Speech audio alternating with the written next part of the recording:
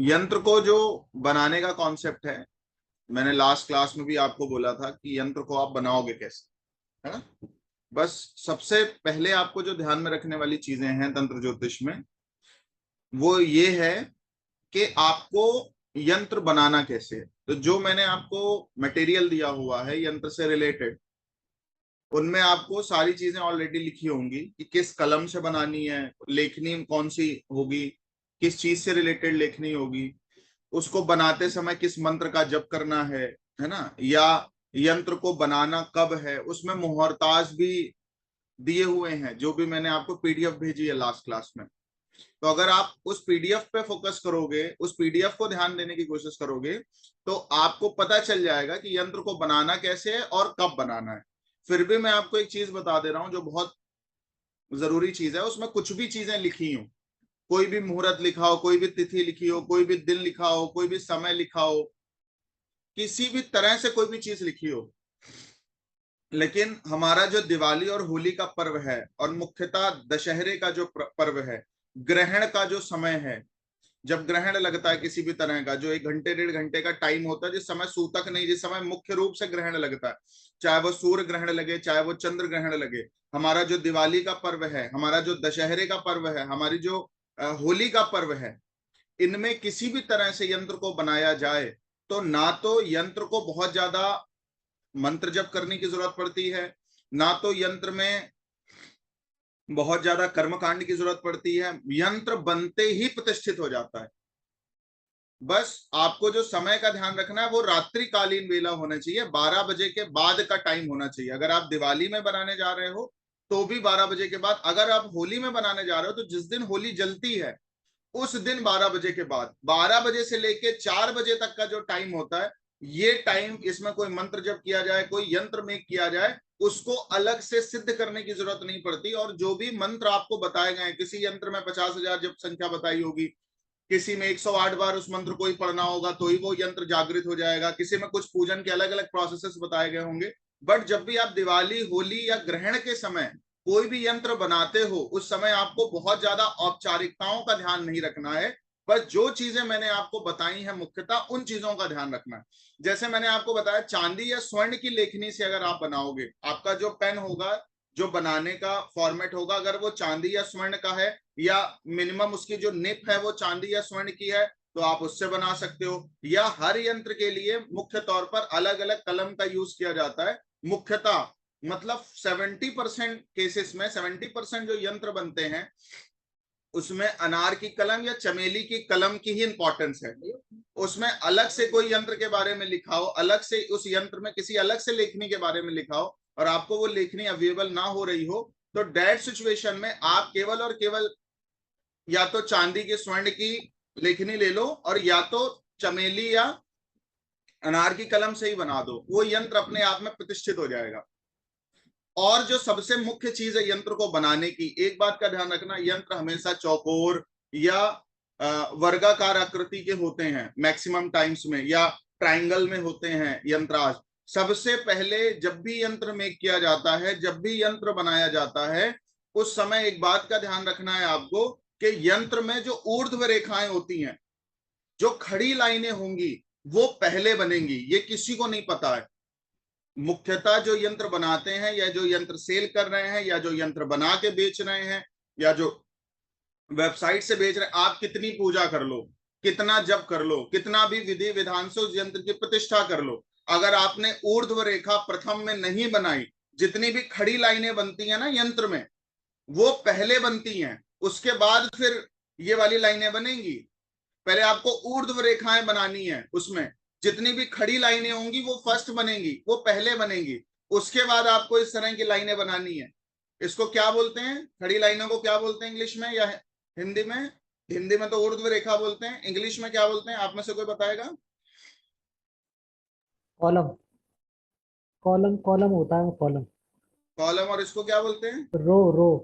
रो। Yes, रो और column. तो रो वाली जो लाइंस होंगी वो पहले बनेंगी, और कॉलम वाली जो लाइंस होंगी वो बाद में बनेंगी। इस बात का बहुत ध्यान रखिएगा।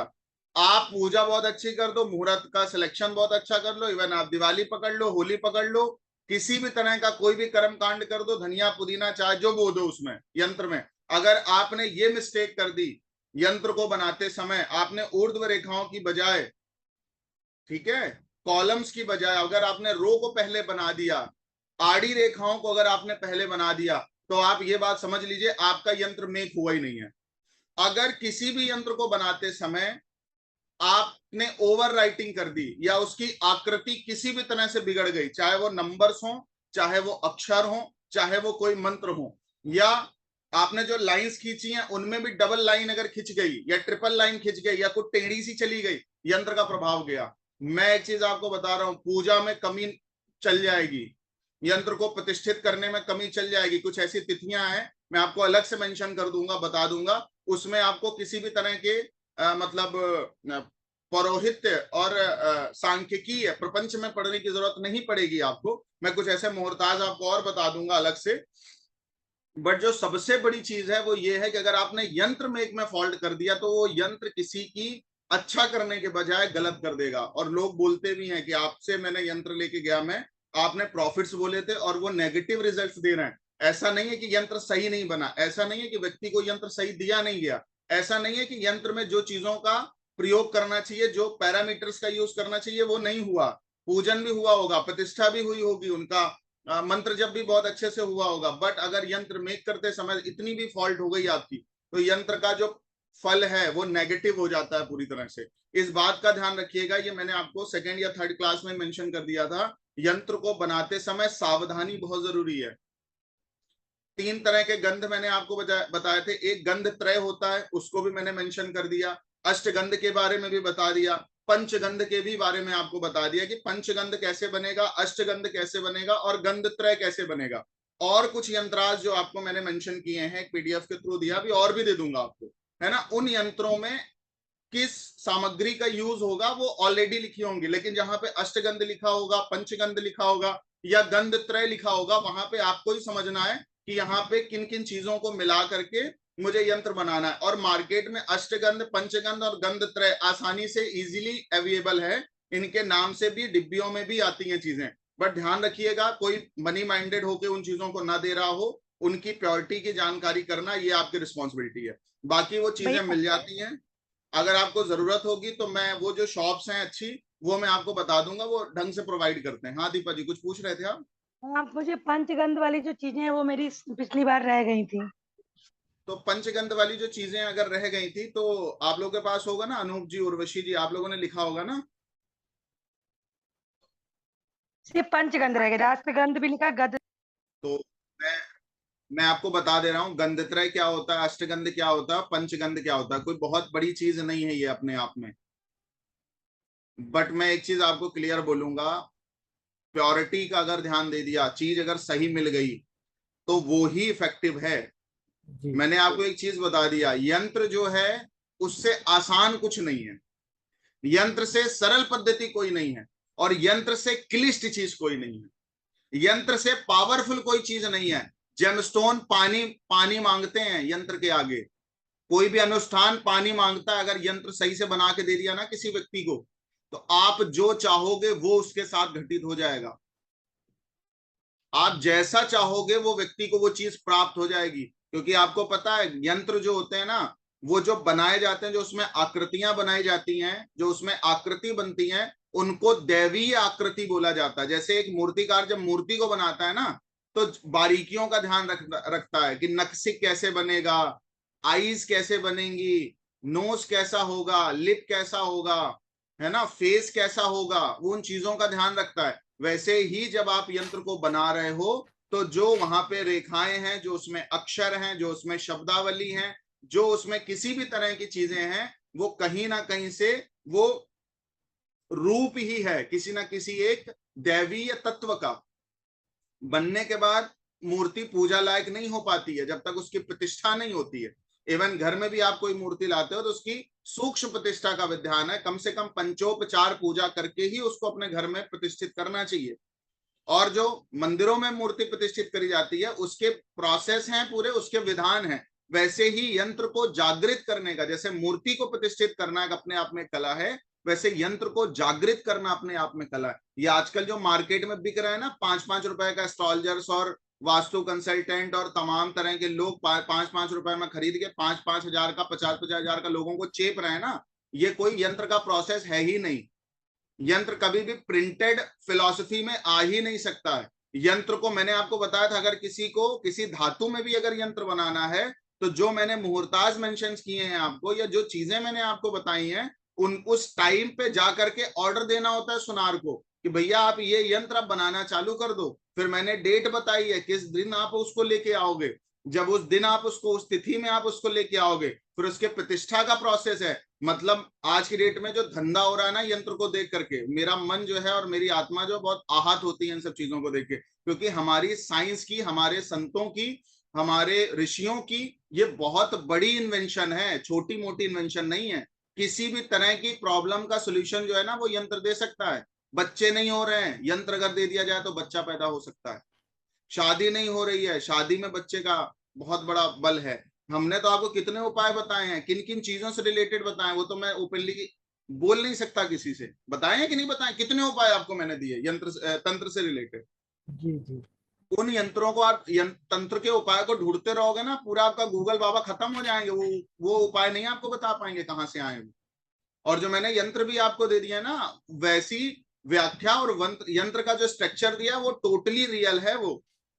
इसलिए जो चीजें मैंने आपको दी हैं वो ब्रह्मा की लकीर है। अगर फॉल्ट कहीं होगी, अगर रिजल्ट कहीं नहीं आएगा, तो या तो बनावट में प्रॉब्लम होगी, या मुहूर्त का ध्यान नहीं रखा जाएगा, या उनकी प्रतिष्ठा में कोई ना कोई प्रॉब्लम हो गई, त्रुटि हो गई, इसलिए वो यंत्र जागृत नहीं हुआ। एक टाइम पे 100 यंत्र भी बनाए जा सकते हैं मुहूर्त में करके, 10-5 लोगों को लगा के भी यंत्र बनाया जा सकता है। जैसे एक प्रोडक्शन होती है ना किसी चीज की, वैसे आप प्रोडक्शन करके रख भी सकते हो उसको, साल भर आप उसको सेल भी कर सकते हो किसी भी तरह से।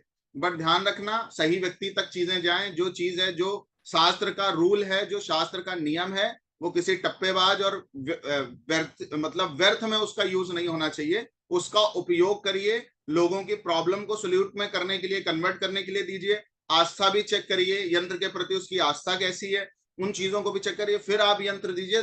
मैं गारंटी के साथ बोलता हूं, आपका दिया हुआ एक भी यंत्र अगर काम नहीं करेगा तो मैं आपको पूरी एस्ट्रोलॉजी की फीस वापस कर दूंगा जो भी आपने दी है। एक भी यंत्र ऐसा नहीं है जो काम ना करे। बट बशर्ते प्रॉब्लम क्या होगी, प्रॉब्लम केवल इतनी होगी, कहीं ना कहीं उसका हो सकता बहुत बड़ा कोई बैड कर्मा लगा हो तो यंत्र इफेक्ट ना दे पा रहा हो, है ना। और या तो कहीं ना कहीं बैड कर्मा का इफेक्ट होगा, या तो कहीं ना कहीं फॉल्ट आपसे होगी।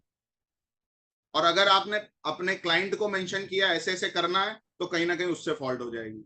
और जो मैंने चीज बताई है, यंत्र कब कब बुझ जाता है, कब कब उसका प्रभाव क्षीण हो जाता है, वो चीजें भी मैंने आपको मेंशन करी हैं। कि अगर सूतक घर में लग जाए तो यंत्र प्रभावहीन हो जाता है। किसी मॉर्चरीज में आप यंत्र को लेके चले जाओ, यंत्र प्रभावहीन हो जाता है ना।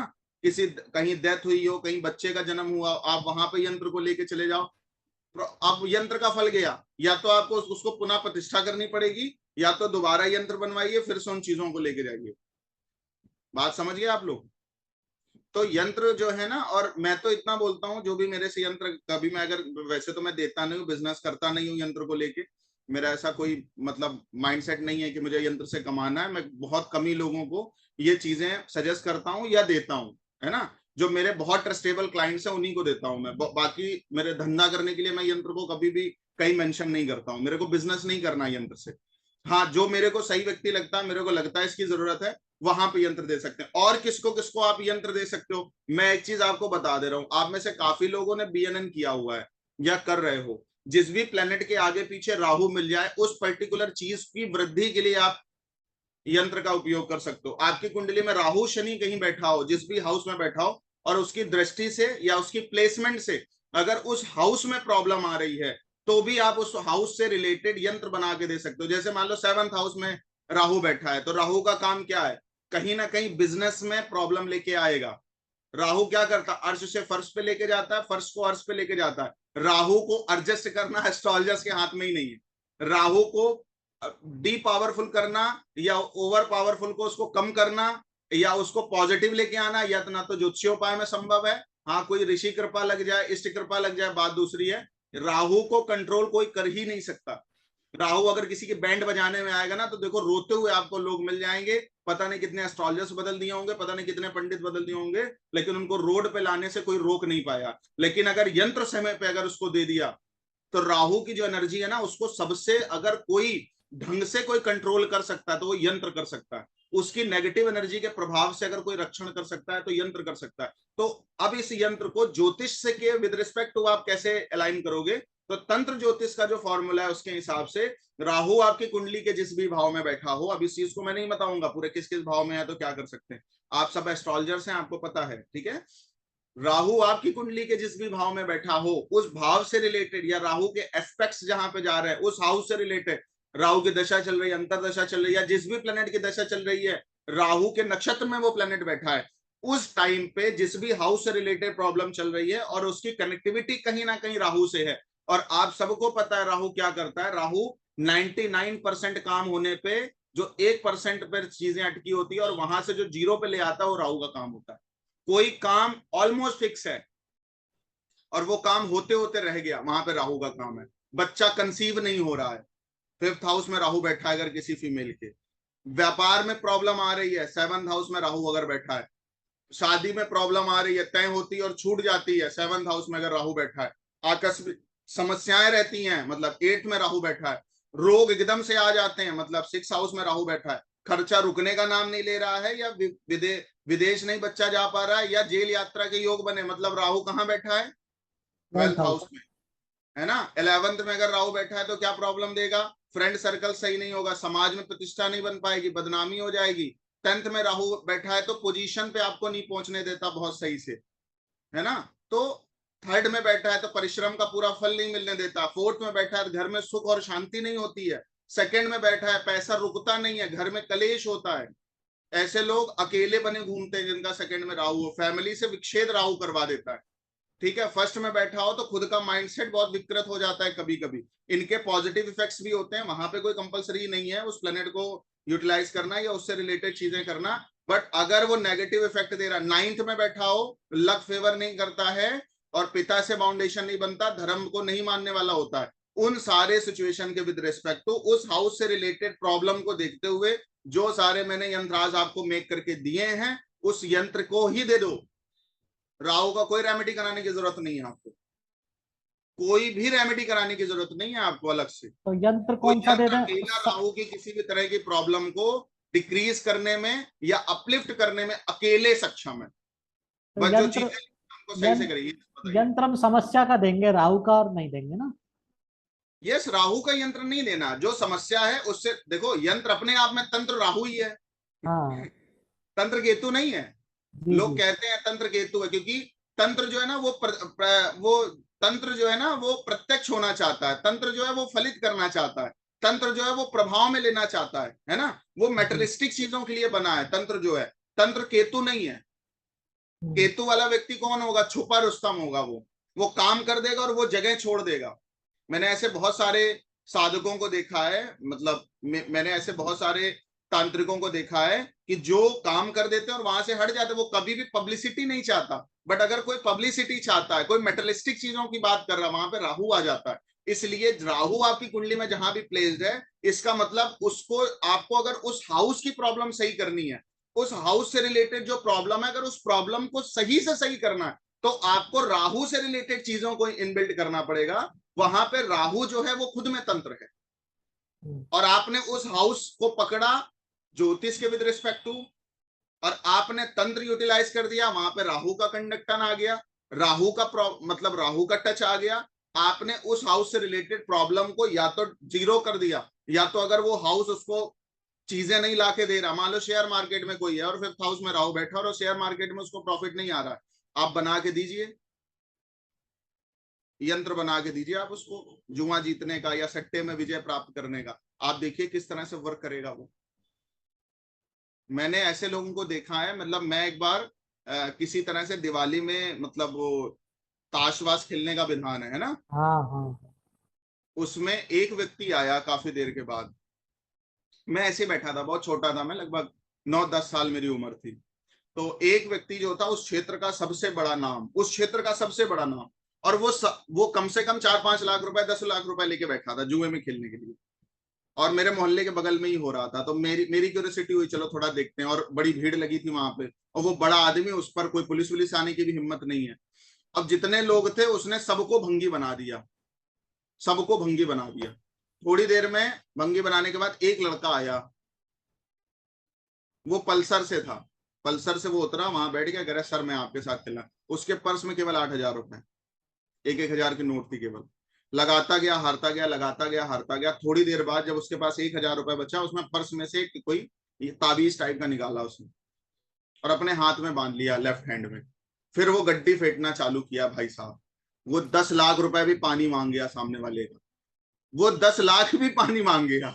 समझ रहे हो आप?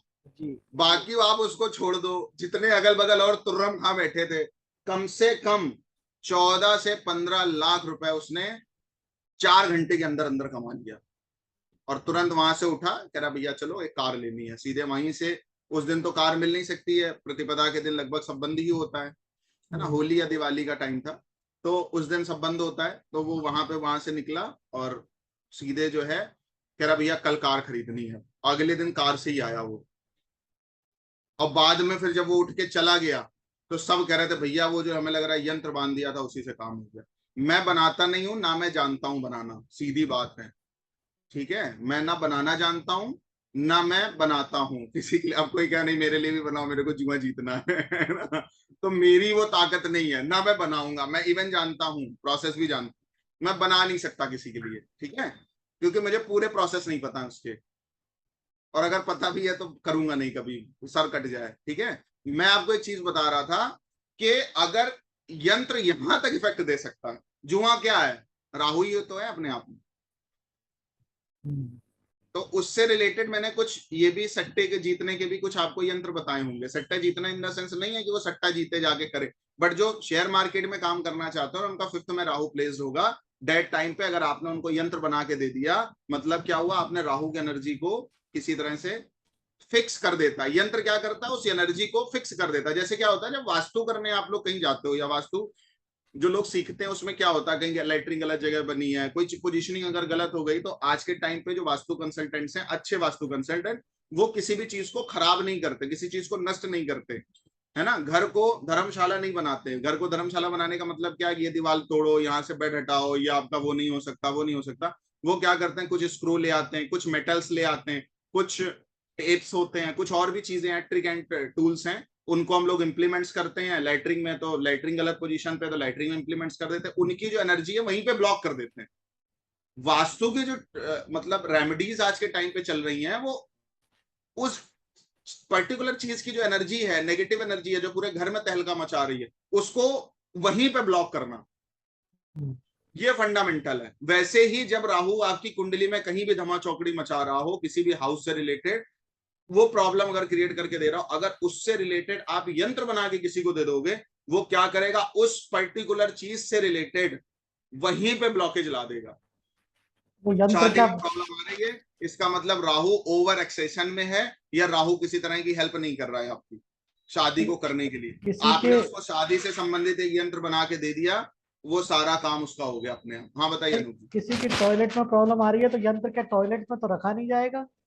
नहीं, टॉयलेट में क्यों रखना है, टॉयलेट में यंत्र थोड़ी रखना है। मैं बता रहा था आपको, वास्तु के जो टूल्स हैं, वास्तु की जो रेमेडीज हैं, वो इस तरह से इफेक्ट करती हैं। तो भाई फिर यंत्र जैसे में हम आपको एक चीज उसकी। क्लियर कर दी है अनूप जी, हाँ। यंत्र को मैंने एक चीज क्लियर कर दी, वो भगवान है, भगवान को आप टॉयलेट में कैसे रख सकते हो। हाँ, तो जैसे हम उसकी जगह, आप कह रहे हैं ना, उसकी जगह यंत्र का प्रयोग कर सकते हैं, तो फिर उस यंत्र का यंत्र को। प्रयोग मैं नहीं बता रहा हूं आपसे, मैं ये कह रहा हूं कि उस पर्टिकुलर वास्तु की जो रेमेडीज होती हैं, वो हाँ। पर्टिकुलर उस एनर्जी को बांध देती हैं वहां पे, मैं हाँ ये वो बोल रहा हूँ। ठीक है। वैसे ही वो टूल्स वास्तु जो है वो उस चीज को वहां ब्लॉक कर देंगे। वहां अब पे यदि। ब्लॉक करते हैं। ऐसे ही अगर किसी व्यक्ति की प्रॉब्लम चल रही है लाइफ से रिलेटेड कोई, अच्छा और वो अच्छा। राहु से रिलेटेड प्रॉब्लम चल रही है, राहु हम्म। की वजह से उसका काम नहीं बन रहा है, और प्रॉमिस कुंडली में आ रहा है, मतलब एक चीज और भी है, प्रॉमिस भी आना चाहिए, हाँ डेस्टिनी का सपोर्ट तो होना चाहिए ना कम से कम।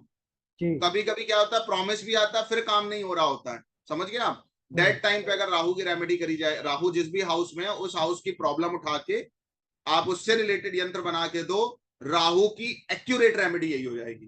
तो ये जो और आपको वास्तु। राहु का कोई डोनेशन कराने की जरूरत नहीं है, राहु का कोई जल प्रवाह कराने, राहु का कोई मंत्र भी बहुत ज्यादा करने की जरूरत नहीं है, बट यंत्र आप उसको उस पर्टिकुलर चीज के लिए दे दो। तो ये वास्तु और यंत्र जो आज के आता एक है एक वो हाँ कहाँ एक रखा चीज, जाता है?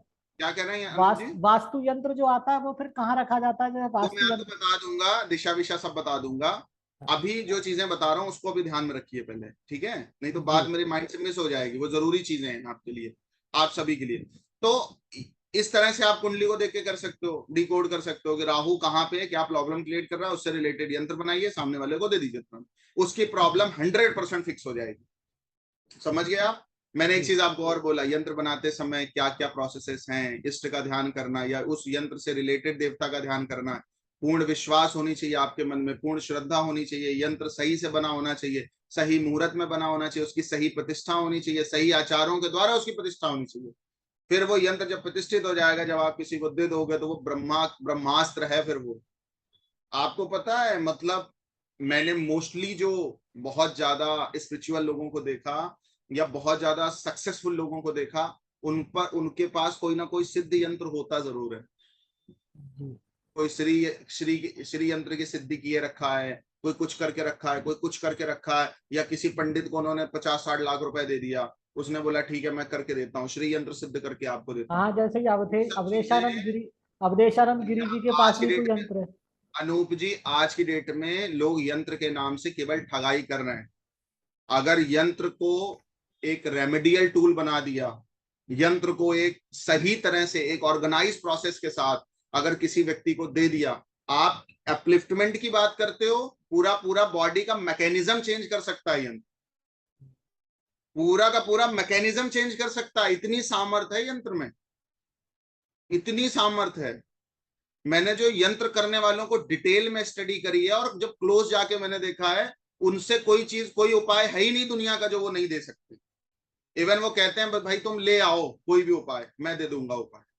बट आज की डेट में क्या यंत्र इसलिए काम नहीं कर रहे क्योंकि दुकानदारी बहुत बढ़ गई है, लोग इसको कनेक्ट नहीं कर पाते हैं, लोग इसकी रिस्पेक्ट नहीं कर रहे हैं, लोग वो वे जो वो प्रोसेस है उसको पूरा फॉलो नहीं कर रहा है। प्रॉब्लम वहां आ रही है।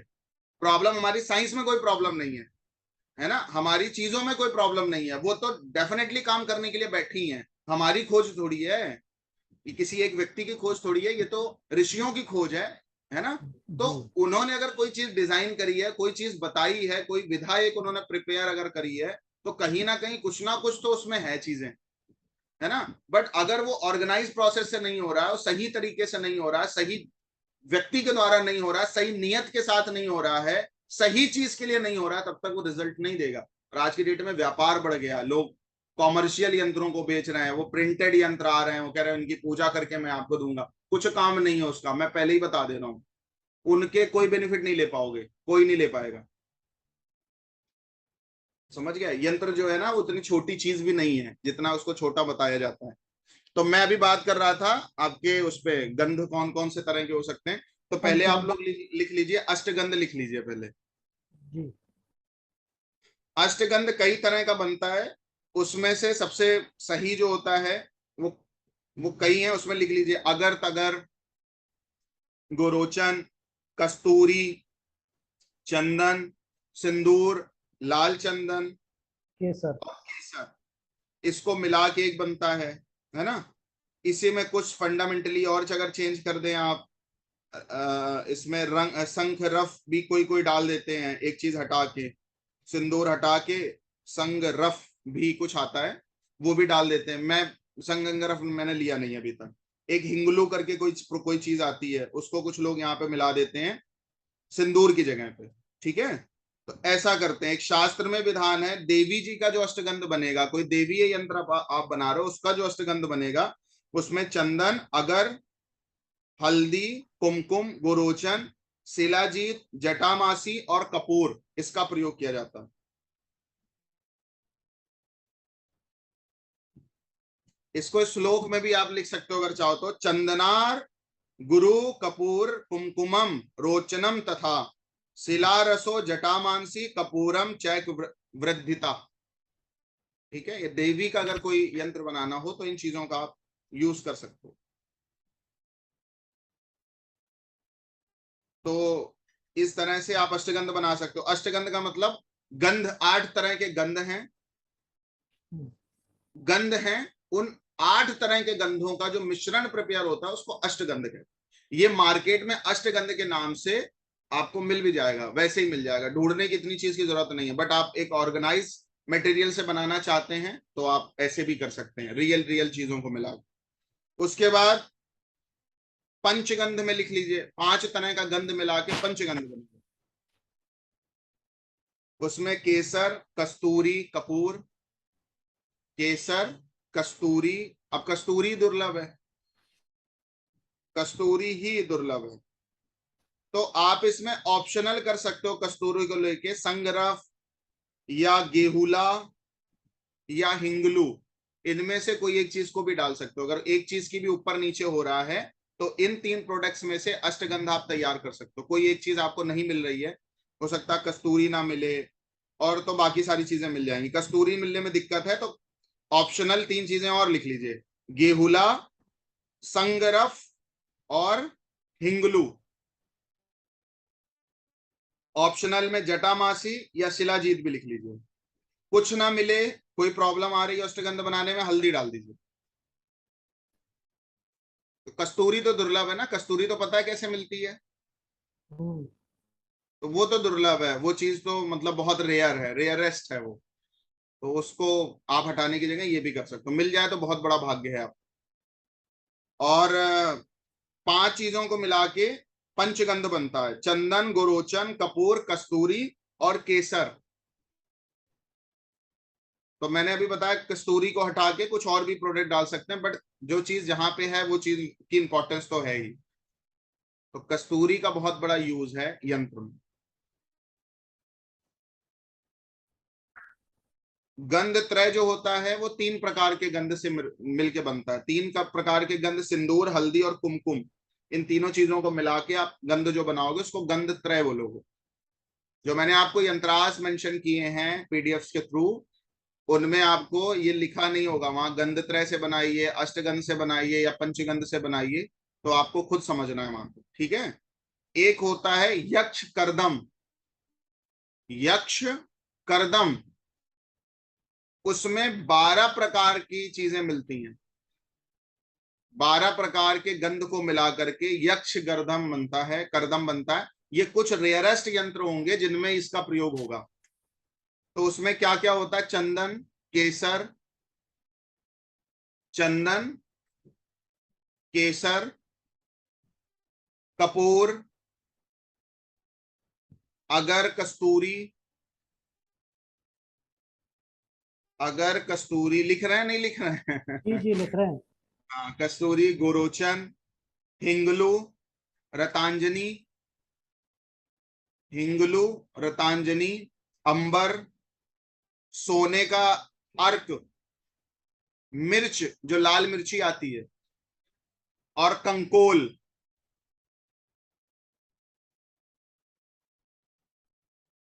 इनसे हो सकता है। और जो लेखनी होगी उसमें भैया मैंने बताया, हाँ बताइए। भैया हिंगुलू के बाद 2 चीजें क्या बोली आपने सोने के वर्ग के पहले? रतांजनी, रतांजनी, अंबर, श्वेतांजनी। रतांजलि। रतांजनी या रतांजनी, हाँ, अंबर। अंबर, सोने का अर्क हाँ, लाल मिर्च और कंकोल। कंकुल। और कंकोल, ठीक। ठीक है। इसमें गंध त्रय जो है वो मैंने अभी आपको बताया, ठीक है। और गंध त्रय और भी कई चीजों के से भी बन सकता है, बट हम उसमें नहीं जाएंगे। रक्त वक्त से भी बनता है, भस्म से भी बनता है, शमशान की मिट्टी से भी बनता है। उन चीजों की तरफ मैंने आपको एक चीज बताया था, हम तमस तंत्र को प्रमोट नहीं करते किसी भी तरह से। कोई जीव हत्या हो, किसी तरह की और चीजें हैं, या कोई और चीज आपको ले आनी है, मैं उसको प्रमोट नहीं करता हूँ किसी भी तरह से। जो हमारे सात्विक यंत्र हैं या सात्विक जो तंत्र का मटेरियल है वही केवल मैं प्रोवाइड करता हूँ, वही केवल आपको बता रहा हूँ। लेखनी जो है वो कई तरह से हो सकती है, स्वर्ण की, रजत की, ताम्र की, लोहे की भी कहीं बनती है कहीं कहीं। और कुछ वृक्षों से बनते हैं, पक्षियों के पंख से भी बनते हैं, वृक्षों के कांटे से भी बनते हैं। तो वो इस तरह की है। मतलब मैंने पहले ही आपको इस चीज बताया था, कलम का टूटना या गंध का कम होना। जो आप गंध त्रय लोगे या पंचगंध लोगे, अष्टगंध लोगे, या यंत्र बनाते समय आपकी लेखनी टूट जाए तो ये अपशगुन माना जाता है। तो इसलिए ध्यान रहे, बहुत सावधानी से बनाएं, ऐसा ना हो कि आपकी लेखनी किसी लापरवाही से टूटे और गंध जो है इसलिए कम पड़ जाए कि आपने जो है वो कम ले लिया था इसलिए कम पड़ जाए, तो आपकी लापरवाही से कम नहीं पड़ना चाहिए, ना आपकी लापरवाही से लेखनी टूटनी चाहिए। लेकिन अगर ऐसा हो रहा, लेखनी टूट गई और या गंध कम पड़ गया, तो आपको उस व्यक्ति के लिए यंत्र नहीं बनाना चाहिए। इसका मतलब यह है कि कहीं ना कहीं या तो प्रकृति उसका सपोर्ट नहीं करना चाहती है, और या तो कहीं ना कहीं वो व्यक्ति की जो मानसिकता है वो सही नहीं है उस यंत्र को लेके। ठीक है, तो प्रकृति उसके फेवर में नहीं है ना।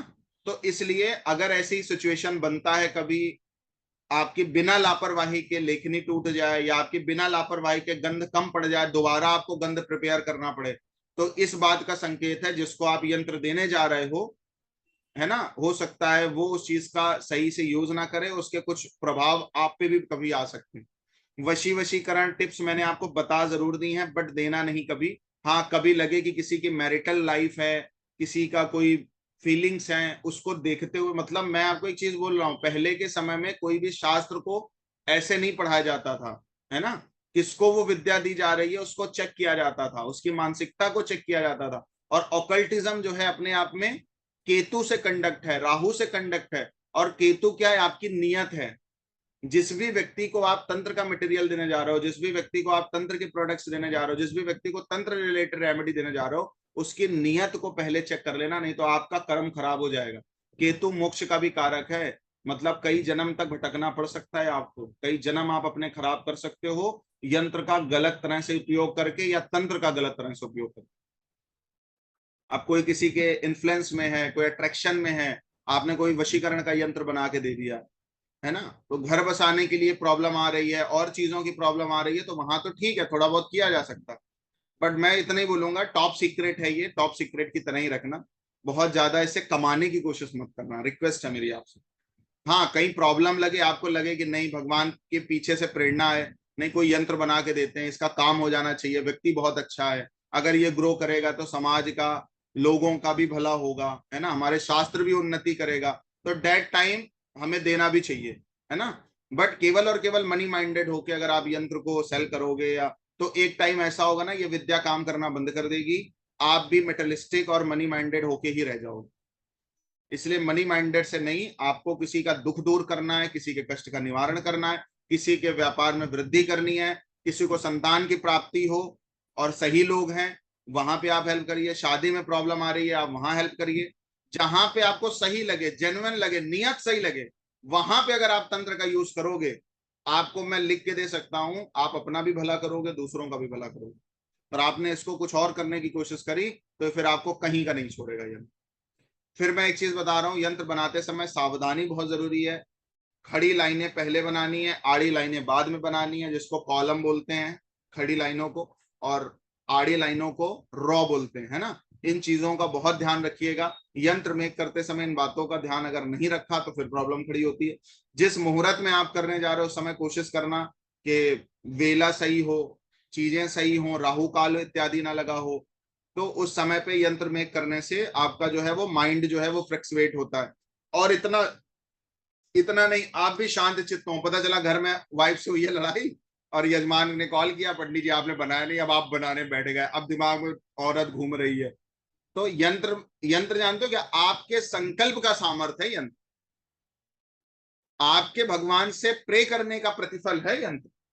आपने उस व्यक्ति का कल्याण किस रूप में चाहा है, कितना चाहा है, कितनी नियत से चाहा है, कितने कितने दिल से चाहा है, वो चीजें उतरती हैं। मतलब यंत्र कोई नई चीज नहीं है, आपकी ही ऊर्जा आपके क्लाइंट तक जाती है। अगर सही क्लाइंट तक गई आपकी ऊर्जा, आपकी चेतना, तो वो कई गुना अपलिफ्ट होके आपको मिलेगी। आपको ये बीज लगाने जा रहे हो, आप ये समझ लो, अगर आप किसी को यंत्र देने जा रहे हो, बीज का मतलब जानते हो, अगर वो बीज अगर सही वृक्ष लगा दिया तो जिंदगी भर वो आपको आम, आपको मौसमी, आपको फल पूरी जिंदगी देगा। इवन जब वो मर जाए, जब वो पेड़ खत्म होने लगेगा ना, कई कई खानदान तक देगा, खत्म होने लगेगा तो उसकी लकड़ी लाखों में बिक जाएगी। नहीं समझ रहे हो आप लोग। और अगर आपने कहीं वो बीज किसी ऐसे पेड़ का दे दिया, किसी ऐसे वृक्ष का लगा दिया कि जो कहीं ना कहीं प्रॉब्लम ही क्रिएट करता है, कहीं ना कहीं कोई गलत काम में ही एक्टिवेट होता है, वहां पे आप अपना भी विनाश करोगे। मतलब आपने अपनी ऊर्जा का क्षय ही किया है किसी ना किसी तरह से। इसलिए यंत्र जो रिजल्ट देते हैं ना, आपके संकल्प बल का ही प्रभाव है यंत्र अगर काम करेगा तो। यद्यपि नो डाउट भगवान की कृपा है, आपने अनुष्ठान को किया है, क्लाइंट का भी फेथ रहा है, वो भी जेन्युइन रहा है, उसने भी जैसा आपने बोला वैसा उसने किया है, भगवान की बहुत बड़ी कृपा है वो यंत्र अगर काम कर रहा है तो। लेकिन सबसे बड़ी जो चीज है, आपकी ऊर्जा, आपकी चेतना, आपकी सामर्थ, आपकी एनर्जी उस यंत्र में कन्वर्ट होती है।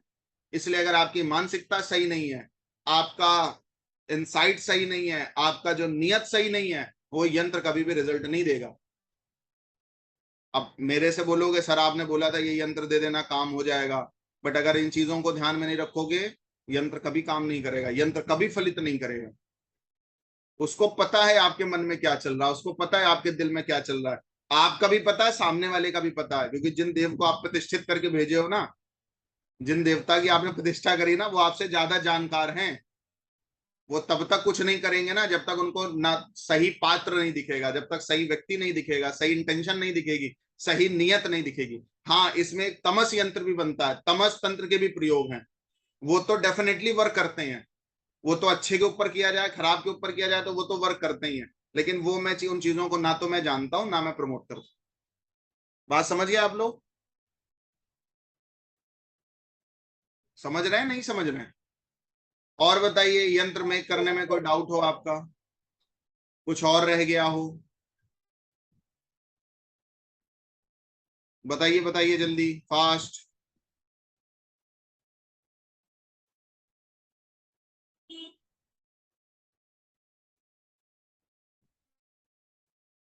कोई और डाउट है किसी तरह का? मैंने पूछा था वो नौकर टिकते नहीं है, उसका कोई उपाय? वो बता देंगे आपको अभी थोड़ी देर में। और एक ये पुत्री प्राप्ति के लिए, जैसे पुत्र प्राप्ति के लिए तो बताए, पुत्री प्राप्ति के लिए? उसके लिए भी बता देंगे, उसके लिए भी बता देंगे, अभी क्लास ओवर होने के बाद बता देंगे। नहीं, मैं मेक की बात कर रहा हूँ सर, मेक से हाँ, रिलेटेड कोई ठीक है ठीक है, प्रॉब्लम कोई हो तो दिक्कत, बताइए, कोई यंत्र प्रॉब्लम बनेगा नहीं। कैसे, यंत्र का फल कैसे आएगा। बट मैंने एक जो आपको बहुत एक सही चीज बोली है, वो तिथियों का ध्यान रखिए। होली दिवाली ग्रहण के समय यंत्र सबसे ज्यादा फलित होते हैं। उनमें केवल आपको उन 2 घंटे ही उस 100 यंत्र बना के अगर उस समय पर रख दोगे और एक ही पूजा पद्धति को फॉलो करोगे, फिर भी यंत्र प्रतिष्ठित हो जाएगा, यंत्र जागृत हो जाएगा। एक साथ इन इन प्रमुख तिथियों में कई यंत्र को एक साथ सिद्ध किया जा सकता है। हम्म।